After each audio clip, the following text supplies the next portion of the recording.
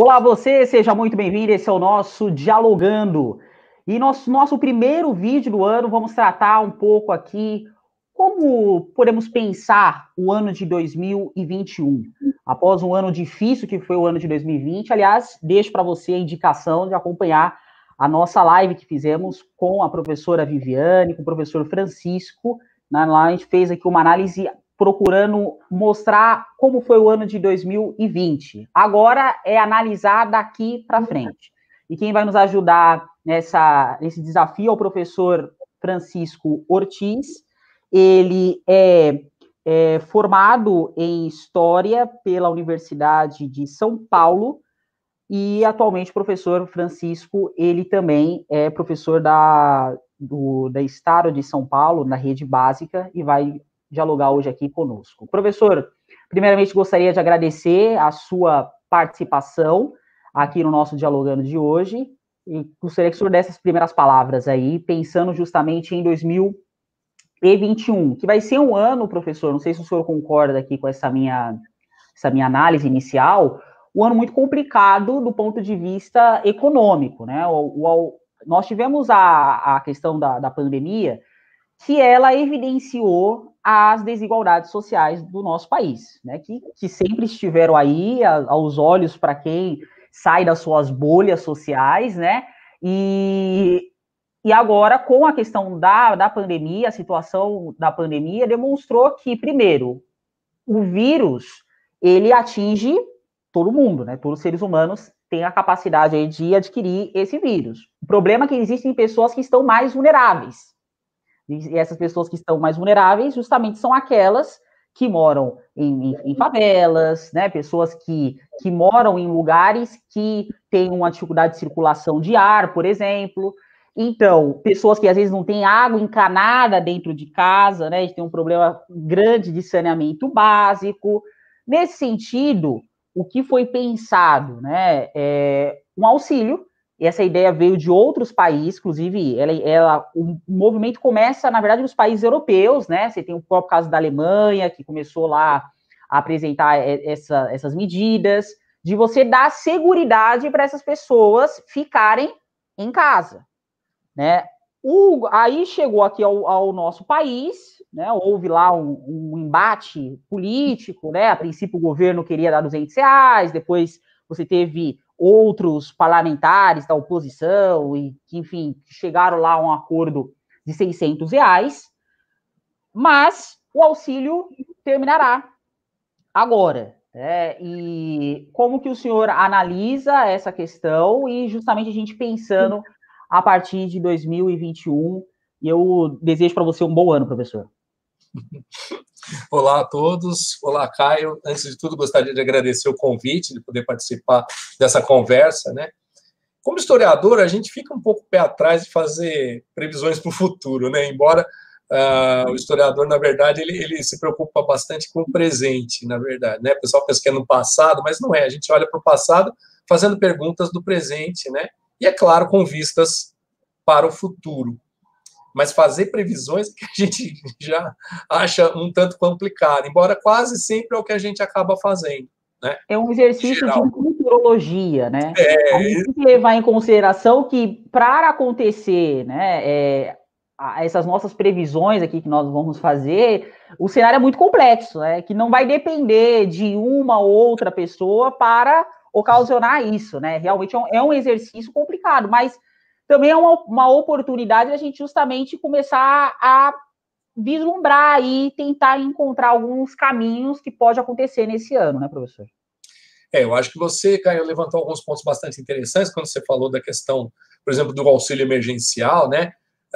Infelizmente, parece que a visão que se tem é extremamente imediatista. Então, assim, se deu dinheiro, né, durante a pandemia, agora que se vislumbra talvez uma saída, né, se você realmente efetivar a vacinação, se tudo correr bem, o que não vai ocorrer em 1 ou 2 meses, isso vai demorar bastante, vai demandar bastante tempo aí de 2021, com certeza, né? Mas digamos que se estabilize, se imagina então que daí não há mais necessidade do auxílio, etc. e tal, né?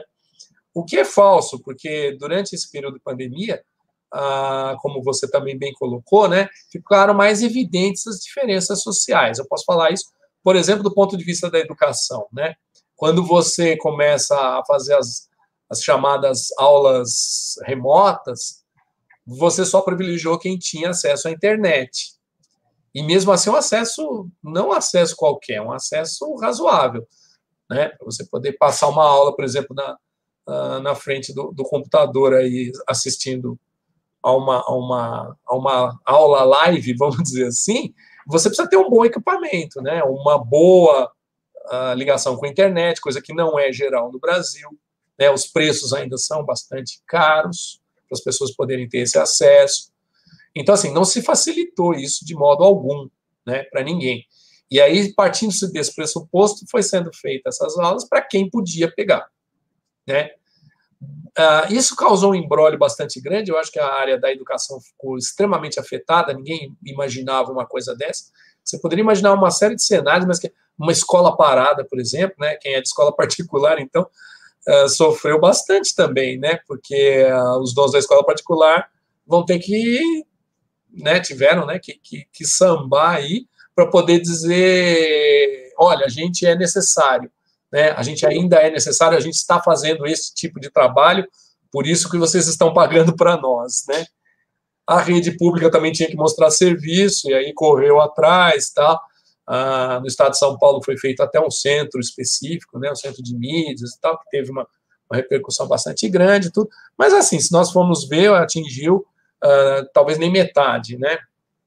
A adesão foi muito, muito baixa, por vários motivos, enfim, mas entre eles, justamente, a questão econômica, né? Nem todo mundo tem acesso, e aí como é que você vai fazer, né? A questão da saúde também ficou evidenciado, né?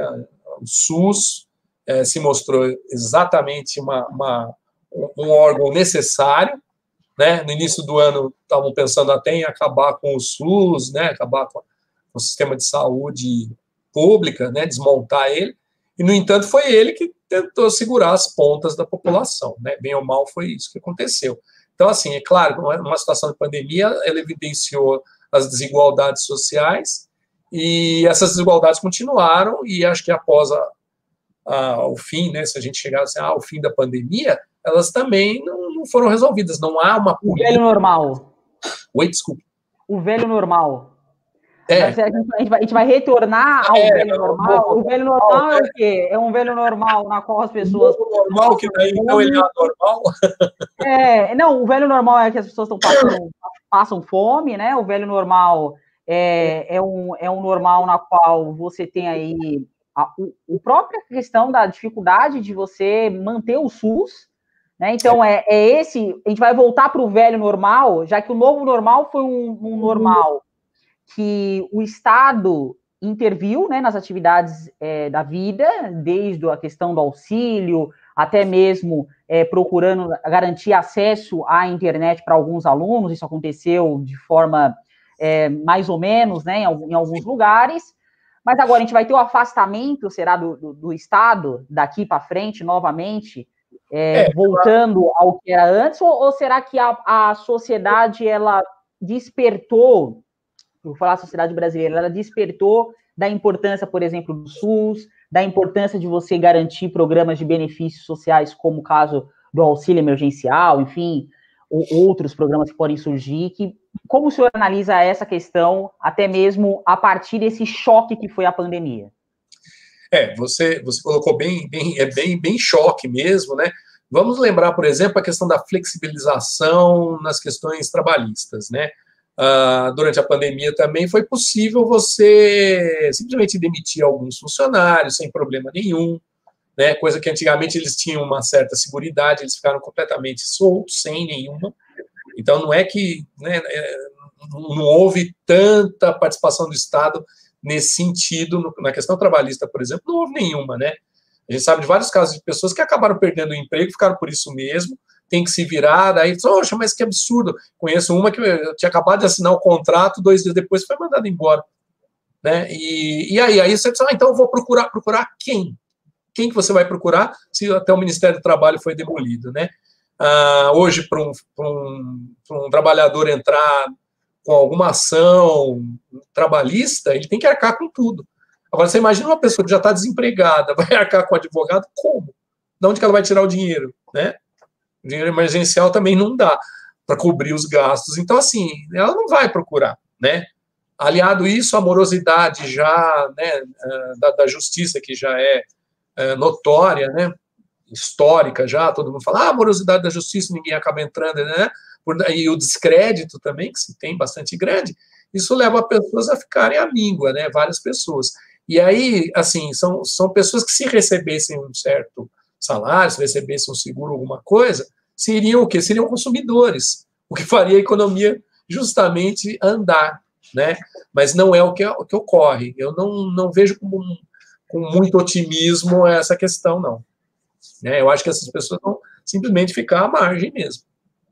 Né? Você tem um velho normal também da classe média, né? Correndo.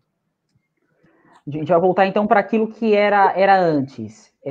Porque é uma questão também interessante a observar, né, nos últimos anos no nosso país. Houve, né, o discurso de você diminuir o tamanho do Estado, né? Isso ganhou projeção e praticamente as existências, obviamente, surgiram esse discurso, mas digamos que a sociedade brasileira acabou assistindo de forma até meio apática, né, as reformas que foram feitas.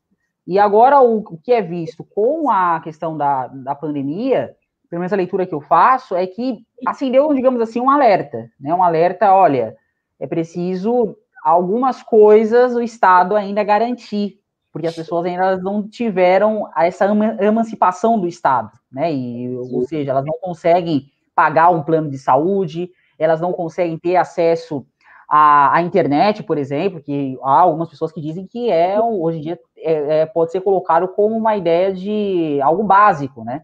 Até mesmo pensando no ponto de vista das pessoas se informarem, né? A gente sabe que o acesso à internet no nosso país ainda ele é muito restrito às cidades metropolitanas, né? Os interiores do país, especialmente no norte e nordeste, é algo ainda muito precário. Então, claro, é difícil a gente fazer assim essas colocações, mas até mesmo abrindo espaço aqui para o nosso público, ficar atento a esses possíveis cenários desse ano, que é um ano que vai demonstrar agora, com o fim, né, do auxílio, certamente a questão da vacina, mesmo com muito debate político que nós estamos acompanhando nos últimos dias, é algo que, cedo ou mais tarde, vai acontecer, né? Enfim, é a nossa expectativa que isso aconteça. Então, assim, o que eu percebo é que agora, depois de passado, né, esse período pandêmico, a sociedade brasileira vai se olhar ao espelho e vai dizer, e agora?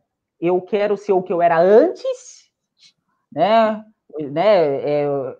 Com os cortes feitos no setor trabalhista, com os cortes feitos no setor da educação, no setor da saúde, ou eu vou construir uma sociedade que seja diferente, né? Que pensa numa perspectiva de você garantir seguridade aos cidadãos. Ou seja, a gente está aqui claramente num debate entre esquerda e direita, né? E aí, obviamente, a gente sabe das orientações políticas e ideológicas do atual governo, que é a orientação que vem desde praticamente do Temer, né? Que é a orientação de você fazer os cortes, né? O discurso da diminuição do Estado.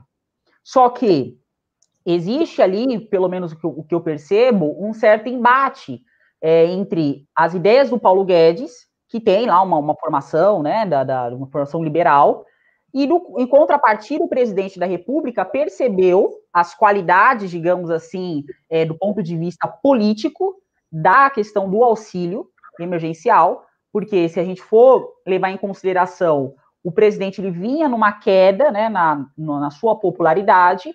A partir do momento que ele começa a injetar, como diriam os economistas, esse dinheiro na economia, né, dando esse dinheiro aos cidadãos, o que a gente percebe ele conseguiu estagnar a sua sangria do ponto de vista populacional, e aí ele se viu numa situação agora que ele começa, inclusive, a dialogar o seu discurso com um público que ainda não era suscetíveis a ele, que é justamente um público na qual o Partido dos Trabalhadores tinha mais ascensão, que é o público de classes mais desfavorecidas. Houve até um próprio crescimento do Bolsonaro aqui no Nordeste, que, convenhamos, é uma região na qual o PT tem uma boa performance eleitoral, mesmo que, é importante a gente salientar isso, nas capitais nordestinas, o Bolsonaro teve, em sua grande maioria, uma boa performance eleitoral, mais do que os governos. Por exemplo, aqui em Maceió ele venceu, né, no primeiro e no segundo turno. Em outras capitais, ele chegou a vencer no primeiro turno, como foi no caso de Recife, por exemplo. João Pessoa também ele venceu no primeiro turno, mas acabou perdendo no segundo.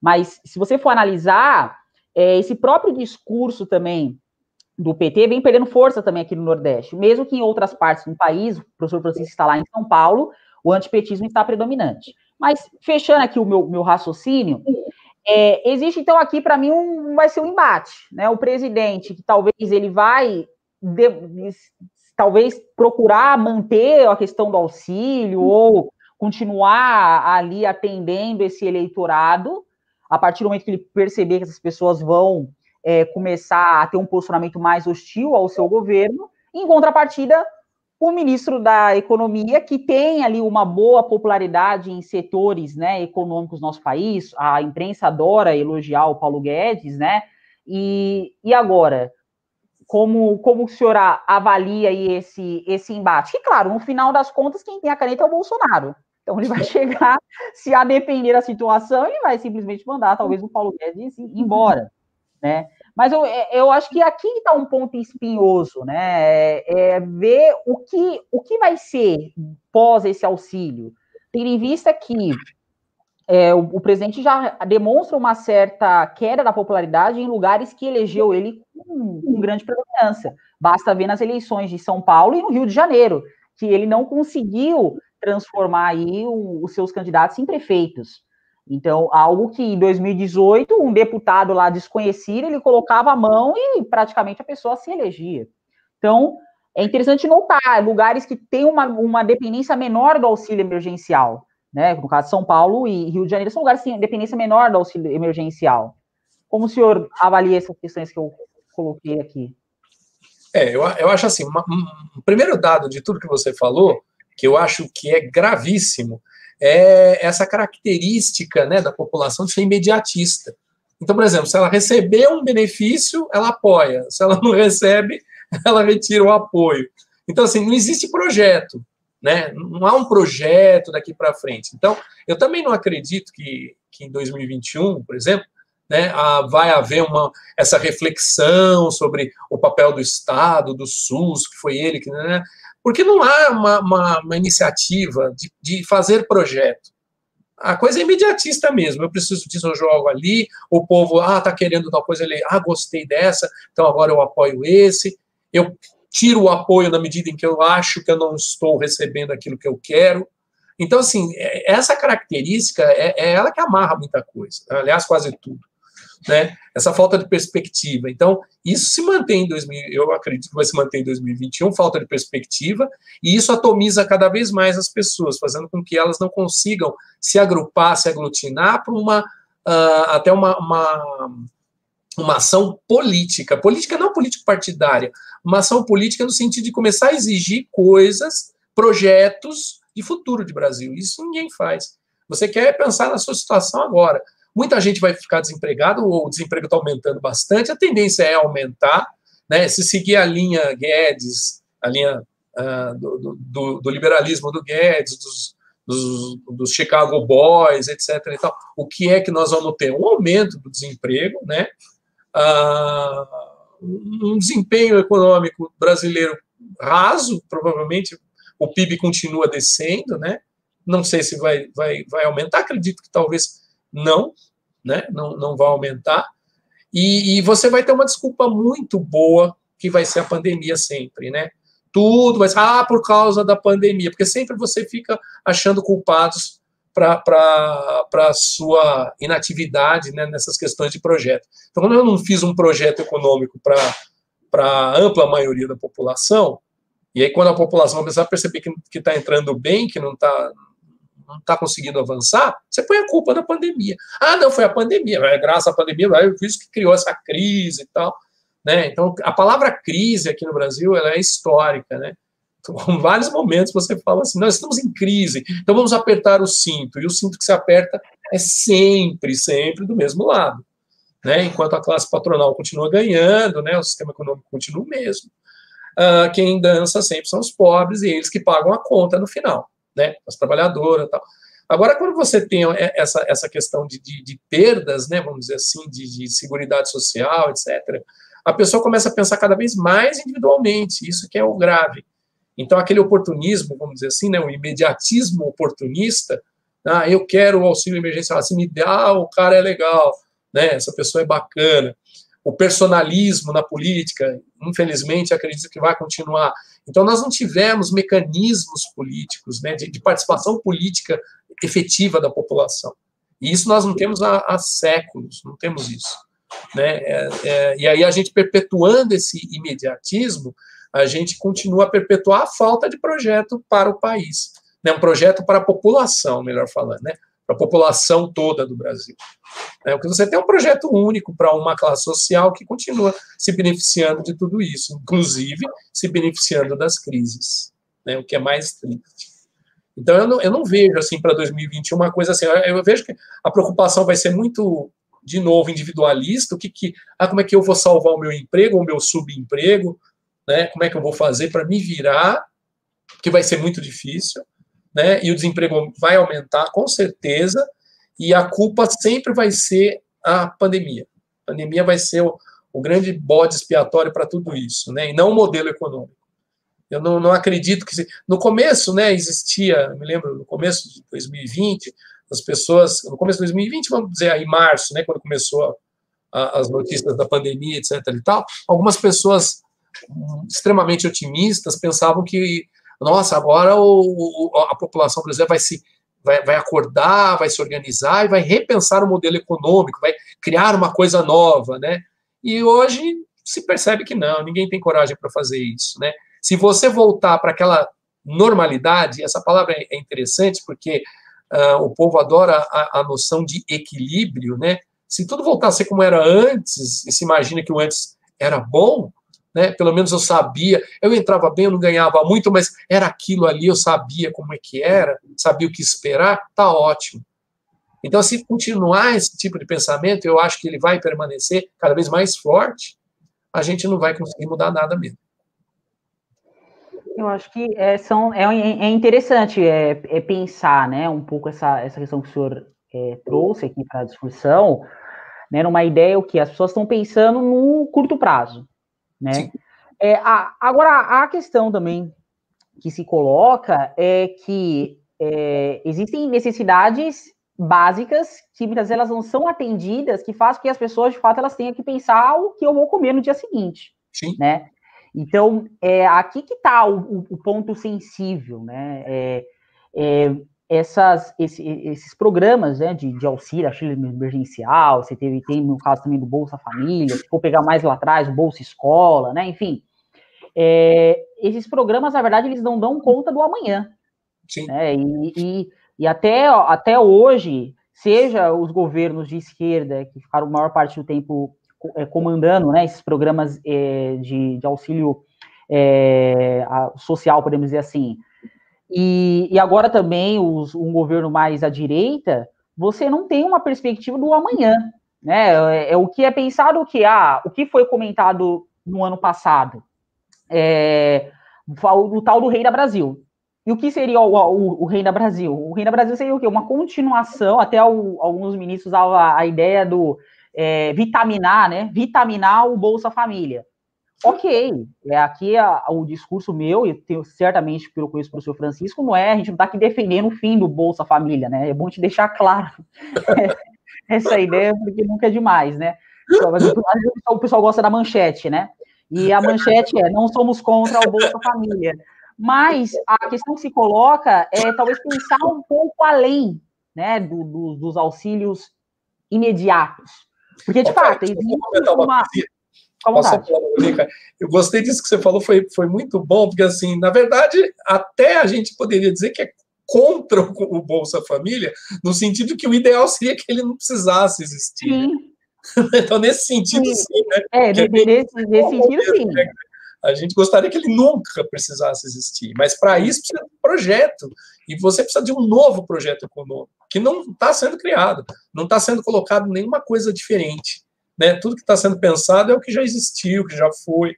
Às vezes até um retrocesso, no sentido de parece que nós estamos indo para antes de 1930, né? Antes de Vargas, né? Pelos desmontes que a gente vê aqui da questão do Estado, etc. Então, parece que você quer um status anterior a 1930. Essas coisas nós já passamos, né? Sim. Nós porque não gostaríamos de viver isso, né?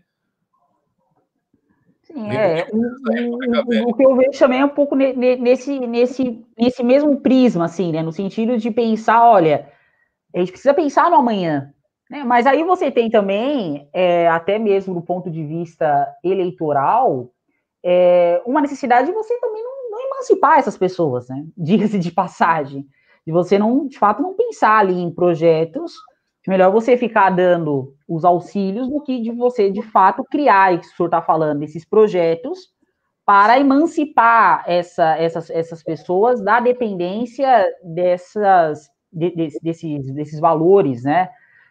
Que muitas vezes são baixos, né? Assim, o que uma pessoa pode fazer com R$600, a não ser ela comprar, às vezes, uma coisa e outra, pagar ali uma conta de luz, uma conta de água, não é que uma pessoa ganhar R$600, ela vai se enriquecer. Né? E do mesmo modo o Bolsa Família, que o valor ainda é menor. Porque muitas vezes a gente fala, né, o governo está dando dinheiro para as pessoas, as pessoas acham que as pessoas estão enriquecendo, né, que elas vão pegar esse dinheiro e investir na Bolsa de Valores, né, não é, as coisas não são bem assim, né, o valor é muito baixo. Então para você, fantasia mesmo, né? Literalmente você não ficar abaixo, como os economistas falam, da linha da pobreza, né? Talvez para o Brasil parecer nos rankings internacionais lá que conseguiu tirar não sei quantos milhões da linha da pobreza. Mas eu acho que é esse segundo plano que a gente precisa pensar no país. E o senhor, pelo que o senhor está apontando para nós, 2021, do jeito que as coisas elas se colocam, não está aparecendo isso, né? Basta a gente olhar um pouco o que foi o ano passado e até mesmo as propostas que o atual governo apresenta, no máximo de dar uma vitaminada, né? Como eu disse, no Bolsa Família. E agora, a gente caminhar até mesmo para a parte final, assim, dessa nossa discussão, né? Por aqui, eu gostaria que o senhor pensasse agora... se em 2021 a gente não possui esses projetos, no horizonte para 2022, na qual tem aí as eleições que vão acontecer, e esse ano vai ser um ano muito decisivo, porque, como eu disse em uns vídeos que eu estava produzindo anteriormente, que é um vídeo que eu trato sobre a questão relacionada a tal frente ampla de esquerda, né, existe uma dificuldade que o ano vai se colocar, que se o presidente ele consegue se sair minimamente bem, ele se coloca como candidato ainda mais forte para 2022, né? Agora, resta saber justamente se ele vai conseguir sair bem, né? E aí sair bem no sentido de conseguir manter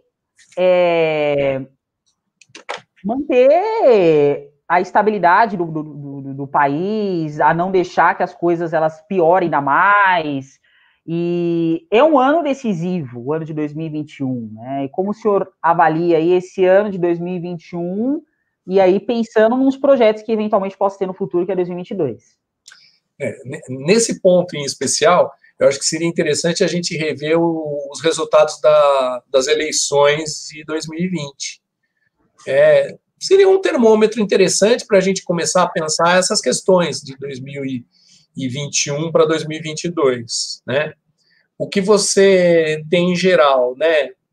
Você colocou lá alguns lugares do Nordeste, por exemplo, né, em que os candidatos que seriam mais ligados ao atual presidente conseguiram até uma certa performance, etc. e tal. Mas no geral, eu acho que assim, o apoio ao radicalismo, seja ele de esquerda ou de direita, ele vai diminuir, porque como as pessoas, eu acredito que o que as pessoas querem, em primeiro lugar, é a sensação de estabilidade, né? Então, se elas olharem e verem que parece que tem uma certa estabilidade, aquelas brigas acirradas, né, entre um lado e outro lado, essa bipolarização que a gente passou, né, que foi a aposta para os anos anteriores, talvez isso se dilua, né? Aqui em São Paulo, por exemplo, você teve a coordenação do Bruno Covas, né, lendo a vitória do Bruno Covas dessa maneira, né, dizendo assim, o eleitorado cansou, agora ele está querendo mais equilíbrio, né, que é a questão da estabilidade mesmo que seja ilusória, né, mas o povo gosta desse tipo de coisa, né, de se sentir mais seguro, pelo menos, mesmo que esteja tudo ruim, né, à sua volta, mas se tiver um clima de aparente estabilidade, melhor, né.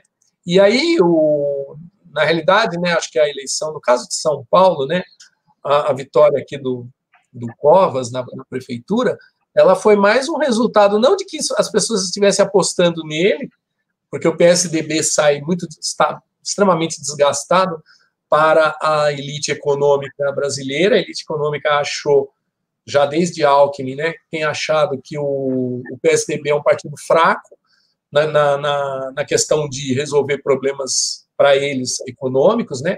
Que seria o quê? Você aumentar a linha liberal aqui, com a flexibilização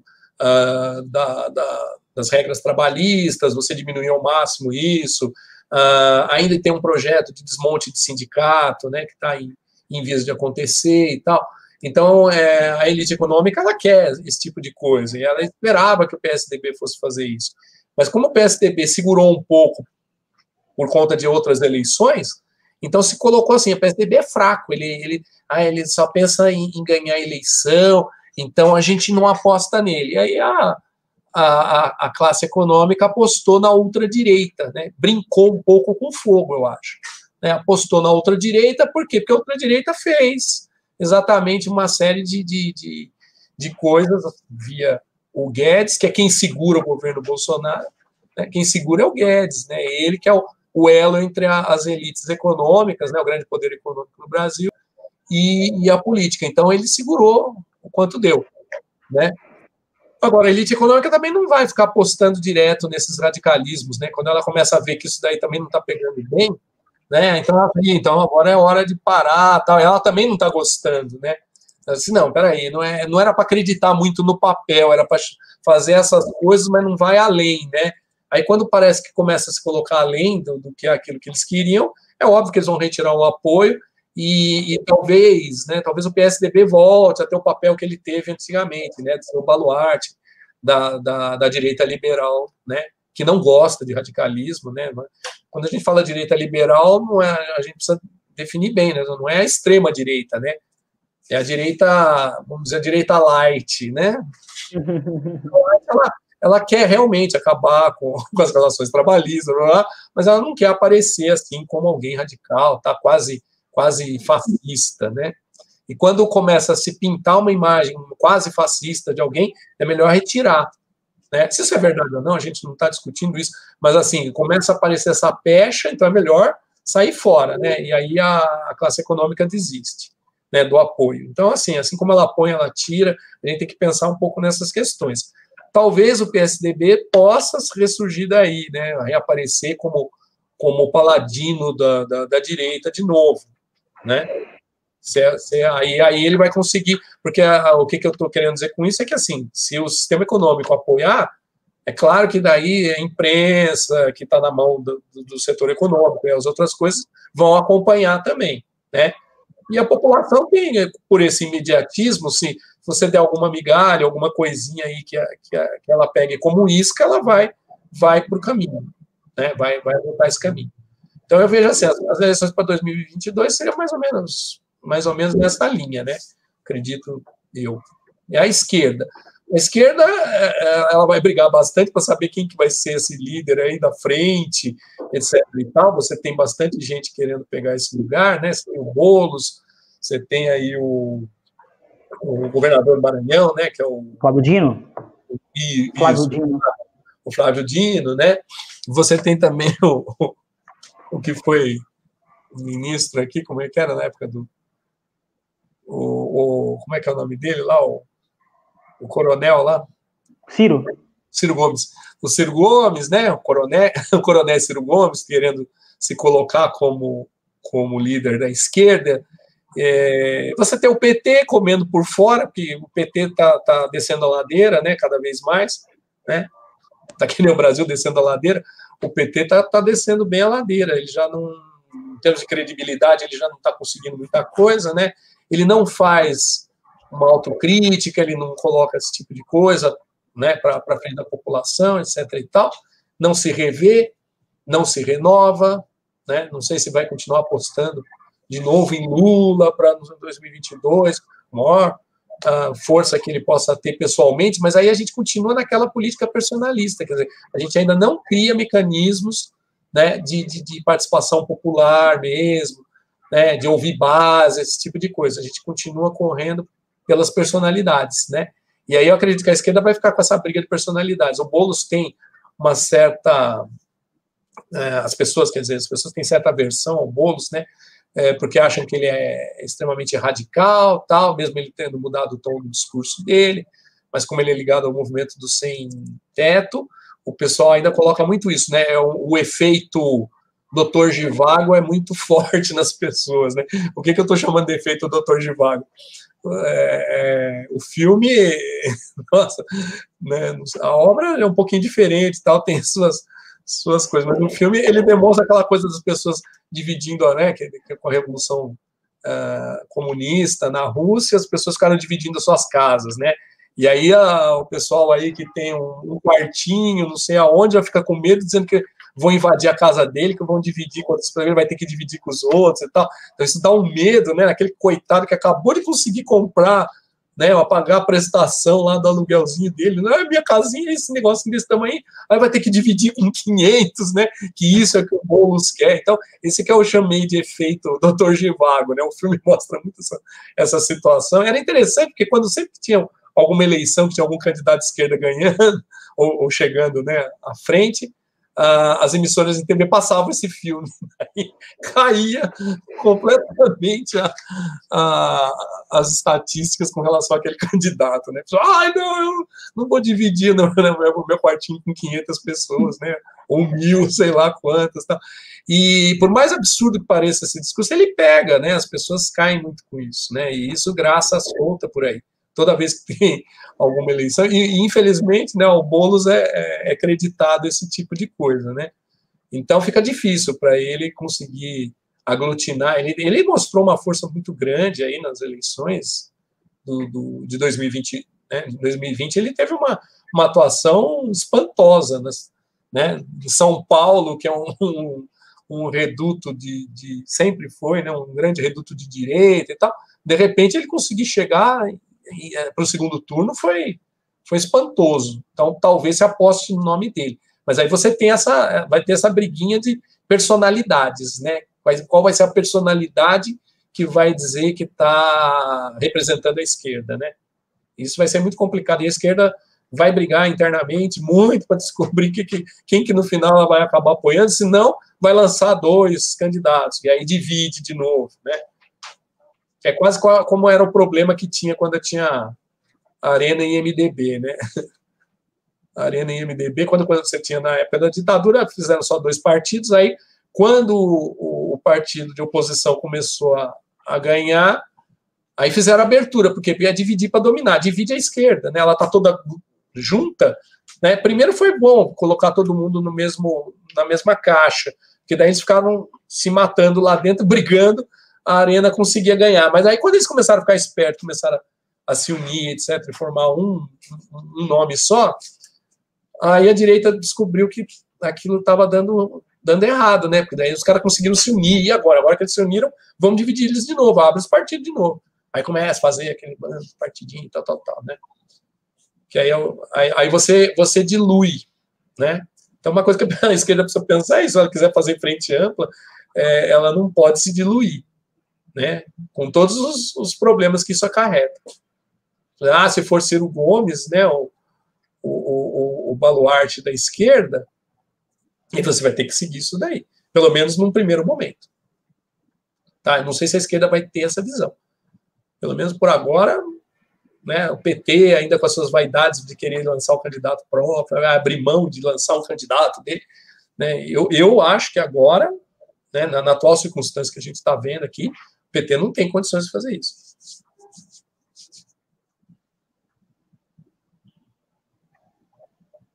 Certo, Caio? Tinha travado aqui para mim. Bom, então agradeço ao professor Francisco pela ajuda aqui no vídeo de hoje. Vamos de novo, né? Ele gravou, eu vou começar aqui de novo. Bom, agradeço ao professor. Ainda bem que não é a live, né? Respira e fala. Vamos lá de novo. Bom, então esse foi o cenário para 2021, agradecendo ao professor Francisco. Se você ainda não conhece o nosso canal, veja os nossos outros vídeos. Falamos também um pouco sobre como foi o ano de 2020, o ano passado, e agora finalizamos aqui a projeção para o próximo ano. Bom, se inscreva no nosso canal, compartilhe esse vídeo. Vamos para a próxima. Obrigado, professor. Até a próxima. Tchau, tchau. Eu que agradeço, Caio. Tchau, tchau. Tchau. Aí você corta.